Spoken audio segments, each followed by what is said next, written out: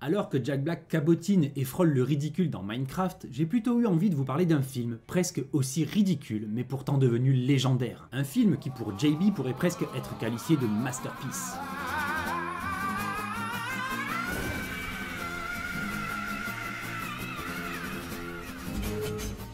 Salut et bienvenue dans Cultissime, le format où on rend hommage à ces œuvres cultes pas toujours prises au sérieux, mais qui ont assurément marqué une génération. Aujourd'hui on va donc parler de Jack Black, pas celui qui fait des grimaces dans le film Minecraft, cette blague visuelle d'1h40 qui cartonne malgré tout au box-office. Non, je vais vous parler du vrai Jack Black, celui qui a défié Satan à coups de solo guitare et avec sa voix d'ange. Celui qui, avec Kyle Gass, forme le duo le plus absurde et le plus culte du rock parodique, Tenacious D. Alors oui, Minecraft c'est peut-être un carton, mais déjà, n'ayant jamais touché au jeu de ma vie, et n'ayant pas forcément passé un très bon moment devant, je ne voyais pas l'intérêt de vous en parler en vidéo. Surtout que, soyons honnêtes, c'est pour moi le symptôme d'un sacré nivellement par le bas dans la culture populaire. Et à choisir, je préférais vous parler de ce sujet, mais on en reparlera une autre fois si ce sujet vous branche, alors lâchez-vous en commentaire. Ainsi, aujourd'hui on revient sur The Peak of Destiny, sorti en 2006, un échec commercial à sa sortie, devenu culte plus tard avec le temps. Mais si vous ne le connaissez pas, vous allez me demander, culte pour qui? Eh bien pour ceux qui étaient au lycée ou à la fac en ce temps-là, pour les ados nourris à South Park, à Guitar Hero, avec des posters de Metallica ou de Slayer dans leur chambre. Ou, dans mon cas plus personnel, ceux de Muse ou Linkin Park, car oui, j'étais surtout fan de Muse, de Rammstein ou encore de Linkin Park et quelques autres, donc pas vraiment la même génération. Mais bien que n'étant pas ceinture noire en bon gros métal qui tâche, ça faisait quand même, comme pour beaucoup, partie de ma culture musicale. Et donc, quand j'ai vu Jack Black et Kyle Gass débarquer à l'écran, en slip armé d'un médiator taillé dans la dent du diable, j'ai alors compris un truc. Le rock pouvait être grandiose et épique, même en étant profondément débile. Car oui, ce film n'a rien à envier à Minecraft niveau conneries, mais la saveur est tellement d'un autre niveau. Car c'est ça The Peak of Destiny, un faux biopic, un conte initiatique sous acide, une odyssée musicale où de glandeurs part à la conquête du destin du rock'n'roll. C'est absurde, c'est bruyant, et pas toujours très fin, mais il y a une véritable puissance, une sincérité, un véritable hommage au pouvoir du rock. Alors, avant de commencer, oui, vu aujourd'hui, surtout à froid et à 30 ou 40 ans, le film peut paraître lourd, voire gênant, et même très gênant. Mais si vous l'avez vu à sa sortie, si vous étiez dans le bon état d'esprit, au bon âge, alors Peak of Destiny c'est pas juste un délire, c'est un petit morceau de votre adolescence qui hurle encore Beelzebos dans votre cœur. Et c'est précisément pour ça que malgré tout, c'est cultissime. Pour commencer, un petit peu de contexte. Avant d'être un film, Tenacious D c'est d'abord un duo improbable, né quelque part entre une salle de répète et un délire de fumeurs de weed californien. Jack Black et Kyle Gass se rencontrent à la fin des années 80 dans une troupe de théâtre. Et très vite, ils réalisent qu'ils partagent deux passions, le rock et le n'importe quoi. En 1997, HBO leur offre même leur premier terrain de jeu, la mini-série Tenacious D, 6 épisodes aussi barrés que confidentiels. Ils y jouent déjà leur propre rôle, ou plutôt une version amplifiée, crétine et grandiloquente d'eux-mêmes, avec des chansons originales à chaque épisode. Résultat, un ovni total, culte pour ceux qui ont eu la chance de tomber dessus à l'époque, mais j'imagine tombé dans l'oubli depuis lors. Surtout occulté par le film lui-même. Puis vient l'album en 2001. Le premier disque, Tenacious D, débarque avec des titres devenus instantanément cultes comme Tribute ou Wonderboy. Un ovni, là encore, qui mélange rock pur et dur, sketch absurde et solo de guitare qui se prennent un peu trop au sérieux pour être de simples blagues. This is the greatest and best song in the world. Tribute. Et c'est là que naît alors l'idée d'un film, une espèce de biopic mythologique où il raconterait la genèse imaginaire du plus grand groupe de rock de tous les temps. Le projet est voulu comme une quête initiatique façon Seigneur des Anneaux, mais avec du gras, du dio, du métal et des proutes. Parce que oui, ce qui rend The Peak of Destiny unique, c'est ce mélange étrange et jouissif entre comédie potache, mythologie, rock'n'roll et un vrai talent musical. On y croise Ronnie James Dio, Rest in Peace, qui est littéralement invoqué dans une prière de chant d'ado, Dave Grohl de Nirvana, Foo Fighters et bien d'autres lui aussi, qui incarne Satan en démon glam rock, et une épopée digne de la légende arthurienne, si Arthur avait remplacé Excalibur par une guitare Gibson. Ainsi, le film ne se contente pas de parodier le rock, il l'idolâtre, le rend aussi accessible et en fait une religion, et Tenacious D en deviennent les prophètes. Un petit peu malgré eux.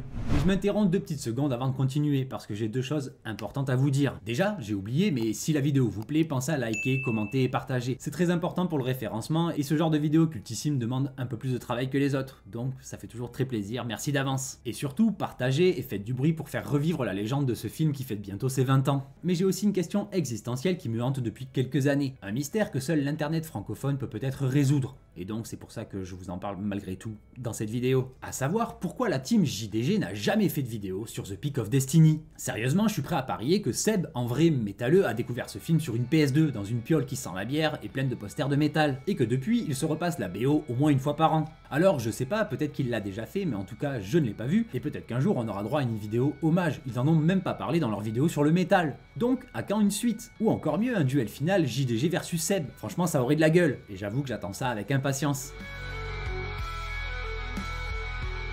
Pour ceux qui ne l'ont jamais vu, ou pour ceux dont les souvenirs sont un peu flous, planqués quelque part dans votre mémoire entre une soirée bière pizza un peu trop enfumée et une époque où le streaming s'appelait louer un DVD, voici un peu de quoi ça s'agit à propos de ce film. Rapidement, et sans trop spoiler, pas d'inquiétude. Tout commence dans une banlieue bien paumée du fin fond des États-Unis, Kickapoo. Le jeune Jack Black, enfin JB, vit dans une famille ultra religieuse, bercée par la Bible et l'interdiction formelle d'écouter du rock, cette musique des enfers. Sauf que lui, ce qu'il veut, c'est hurler comme ses idoles et sauver le monde à coups de riffs de guitare. Ainsi, totalement perdu, JB prie pour que quelqu'un l'aide, et c'est alors que le dernier poster encore intact de sa chambre prend vie pour lui révéler son destin.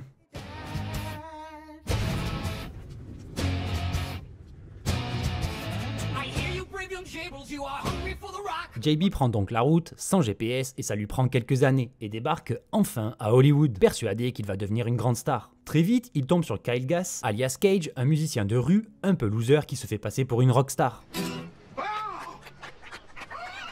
Après un petit affrontement égotique, digne d'un duel au banjo, une version parodique de Whiplash, les deux décident de s'unir pour le meilleur, et surtout pour le pire.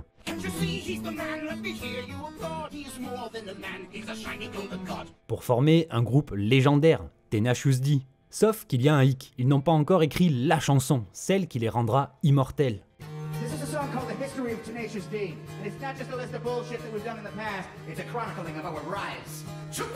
Et c'est là que le film prend une tournure de buddy movie mythologique, en farfouillant dans un magazine de rock, puis faisant un tour au premier magasin de guitare venu, faisant alors la rencontre d'une tête bien connue, elle aussi, il découvre alors l'existence du Peak of Destiny, un médiator magique taillé dans une dent du diable, qui a donné naissance à toutes les plus grandes légendes du rock. Oui, une dent du diable, c'est du sérieux, c'est même presque biblique. Sur les traces de l'objet magique, dans un road trip un peu cringe parfois, entre drague malaisante et prise de champi accidentelle, ils arrivent finalement au but. Le Mediator est gardé dans une véritable forteresse, en réalité un musée du rock bourré de références. Alors, évidemment, ils décident de le voler, et là on bascule dans une parodie de film de casse avec pièges, laser, infiltration, et tout ça, toujours en version glandeur évidemment. Ils parviennent non sans difficulté à mettre la main sur le Mediator, car bien sûr rien ne se passe comme prévu. Une querelle d'ego, une trahison temporaire, une séparation, mais comme dans toute bonne bromance, l'amitié triomphe. Finalement, alors que leur avenir de star du rock est en jeu, une bataille finale apocalyptique se déclenche. Ils affrontent Satan himself, incarné par Dave Grohl dans un duel de rock mythique qui va décider du sort du monde, et de celui des petites fesses de Cage.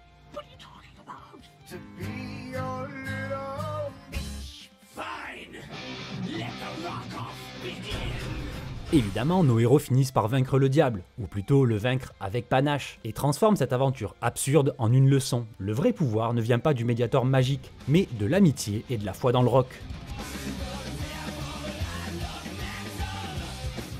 Et là-dessus, retour à la case départ, deux mecs dans un appart miteux qui se défoncent et chantent leur tribute à la chanson parfaite qu'ils n'ont jamais écrite.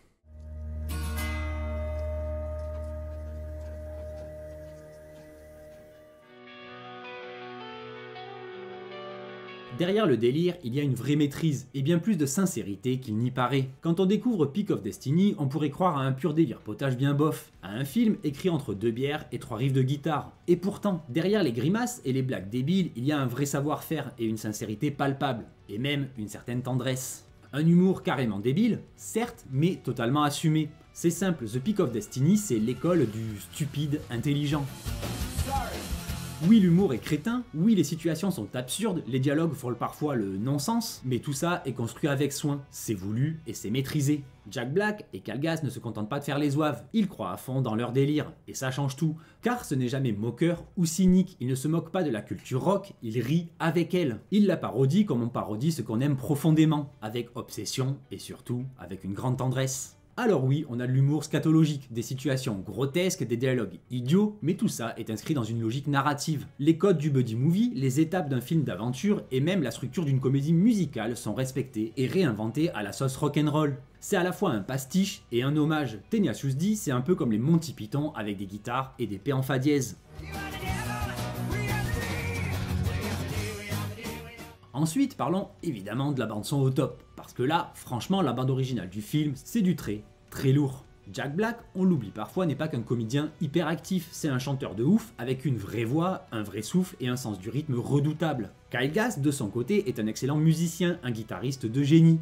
Et je pèse mes mots. Et autour d'eux, du solide et du très sérieux. Dave Grohl, comme j'ai déjà dit, à la batterie et dans le rôle de Satan, excusez du peu, ainsi que John Koneski ou encore John Spiker, des pointures. Ainsi, chaque chanson du film est une pépite. Kickapoo ouvre le bal avec une énergie d'opéra métal absurde. Classico est un duo virtuose qui détourne la musique classique avec panache. The Government Totally Sucks balance un plan fait rock bien gras mais furieusement jubilatoire. Master Exploder met littéralement le feu et Bill Zebos, bien sûr, c'est un duel final épique digne de Tenacious D versus Dragon Force par exemple. Et ces morceaux sont pas juste de la déco, ce ne sont pas des clips intercalés dans un film. Chaque chanson fait avancer l'histoire et c'est même probablement ce qu'il y a mieux dans le film, j'avoue. Ce film est même plus un album visuel, un opéra rock en images qu'un film musical classique. Et c'est là qu'est toute la force du projet. C'est absurde, mais c'est cohérent. C'est débile, mais c'est construit. De plus, le film fait montre d'une sincérité qui touche malgré tout droit au cœur. Et c'est peut-être là, au fond, que le film surprend le plus. Parce que derrière tout ce chaos volontaire, Peak of Destiny raconte une histoire simple, universelle, celle du rêve, celle de l'amitié, celle de la passion. Il parle à toute une génération désillusionnée et en colère, celle des ados un peu paumés qui grattent leur guitare dans leur chambre, qui rêvent de scènes, d'évasion, de créer quelque chose de plus grand qu'eux. Jack Black, avec sa dégaine, ses grimaces et ses cris d'opéra, incarne le loser magnifique, le mec qu'on n'attend pas, celui qui n'a aucune chance, mais qui y croit. Une quintessence de ce qu'on appelle aujourd'hui le lovable loser, le perdant qu'on adore, un peu à côté de la plaque, bourré de défauts et de maladresse, mais tellement passionné, sincère, qu'on ne peut pas s'empêcher de l'aimer et de vouloir qu'il s'en sorte. Et Kyle Gass, derrière ses airs de faux sage déchu, trouve une seconde vie grâce à leur duo, grâce à cette bromance un peu foireuse mais ultra sincère, à travers une quête absurde pour un médiateur magique, Peak of Destiny nous parle d'un truc tout bête, mais essentiel, le pouvoir de l'amitié et la beauté de croire en un rêve commun, même si ça a l'air complètement con. Un bid au box-office met un triomphe dans les cœurs et les chambres d'ados. Quand The Peak of Destiny sort en 2006, c'est un crash, le film est un échec commercial cuisant, avec un budget d'environ 20 millions de dollars et un box-office mondial de seulement 13,9 millions.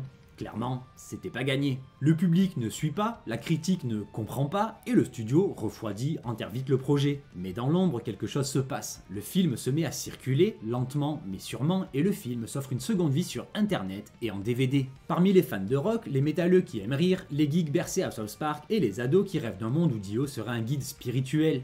C'est un film qu'on ne voit pas au cinéma, surtout en Europe. On le découvre sur un vieux DVD emprunté à un grand frère ou lors d'une soirée entre potes, un peu arrosé et à une heure où tout devient drôle. Et là, forcément, quelque chose accroche. On ne comprend pas pourquoi on rit autant, mais on rit fort, à chaque réplique, à chaque chanson. Mais assurément, ce n'est pas un film qu'on recommande à tout le monde. C'est un film qu'on se transmet entre potes, comme une initiation, un mème oral en sorte. Tu ne dis pas tu devrais voir ça, mais viens, on le regarde ensemble et tu vas comprendre. Et ça fonctionne, à condition, évidemment, d'avoir le bon âge, le bon état d'esprit et un minimum de tendresse pour le rock.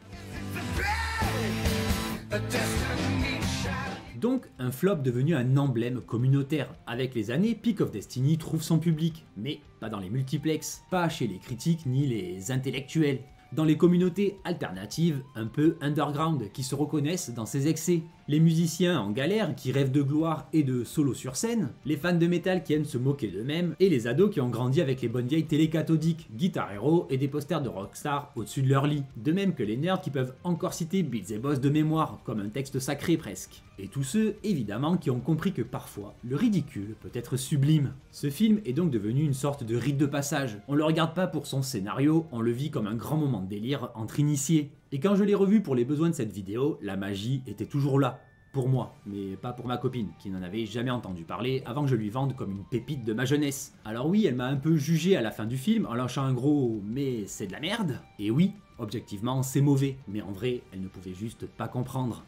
Aujourd'hui encore, par exemple, on en trouve des mèmes, des reprises de chansons, des vidéos, hommages et des covers faites à la maison. Parce que Peak of Destiny c'est un mythe de niche, mais un mythe tenace, une véritable légende vivante. Et ce n'était pas juste un one-shot. Après le film, Jack Black et Kyle n'ont jamais lâché l'affaire. Tournées, clips, nouveaux albums, sketchs absurdes et caméos improbables. Tenacious D continue d'exister sur scène comme sur internet, et surtout dans nos cœurs de grands ados attardés. Car leur public est toujours là, celui qui avait entre 15 ou 20 ans en 2006. Celui qui a grandi avec eux. Aujourd'hui trentenaire ou quadra, ses fans remplissent toujours les salles, chantent en chœur et brandissent leur Mediator comme des reliques sacrées. Sans oublier que sur YouTube, la chaîne officielle de Tenacious D est encore très active. Et chaque apparition du duo est accueillie comme une apparition divine. Jack Black, même s'il fait parfois n'importe quoi, dans Mario, dans Minecraft, Kung Fu Panda et bien d'autres, ou encore dans des pubs improbables, il reste une figure respectée. Un clown sacré, un prophète idiot, une icône de la pop culture qui a su rester fidèle à son esprit initial. Alors oui, aujourd'hui Jack Black pousse aussi la chansonnette dans Minecraft, et oui, il cabotine dans un film qui sent l'algorithme, TikTok et les produits dérivés, mais on n'oubliera jamais qu'un jour il a invoqué Satan avec une guitare, vaincu le mal à coups de riff, et transformé le rêve d'ado paumé en épopée légendaire. Et rien que pour ça, The Peak of Destiny est et restera cultissime. En conclusion, Jack Black c'est un peu comme un riff de guitare qui part dans tous les sens, mais qui retombe toujours sur ses pattes. Aujourd'hui, certes, il fait le clown dans Minecraft, chante pour des cochons cubiques et danse dans des pubs de Super Bowl. Parce qu'il le peut, parce que c'est fun et parce que c'est Jack Black. Mais réduire sa carrière à ça, ce serait passer à côté d'un acteur unique, capable du plus grand n'importe quoi comme de la plus grande sincérité. Parce que oui, ce mec-là, il a aussi brillé dans des rôles plus sérieux, plus tendres et plus nuancés. Dans School of Rock, il a aussi transmis l'amour de la musique à toute une génération. Dans Bernie, il a montré qu'il savait être subtil, touchant et presque mélancolique. Dans The Holiday, il a même été le mec romantique de service, et ça fonctionnait. Et il a même affronté King Kong. Mais au fond, on le sait tous, le chef-d'œuvre ultime de Jack Black, le vrai cri du cœur, le projet le plus débile et le plus passionné à la fois, c'est The Peak of Destiny. Un faux biopic, mais un vrai fantasme de rockstar. Un film qui transpire la passion, les références, la musique et surtout la liberté totale. Et ça, clairement, ça n'a pas de prix. Pas même celui du box-office. Et ce, encore plus aujourd'hui. Voilà, merci à vous d'avoir maté cette vidéo jusqu'au bout. Si t'as souri, fredonné ou eu envie de ressortir ta vieille gratte de sous le lit, c'est que la magie opère toujours. Et si tu ne connaissais pas cette pépite, n'hésite pas à lui donner sa chance. En gardant à l'esprit que c'est un produit d'un autre temps. Et si cette vidéo t'a plu, alors like, commente, partage et abonne-toi. Invoque Satan en dommageur si tu veux, mais surtout n'arrête jamais de croire au Mediator magique. Et moi, je te dis à très vite sur Anakaland. Bye!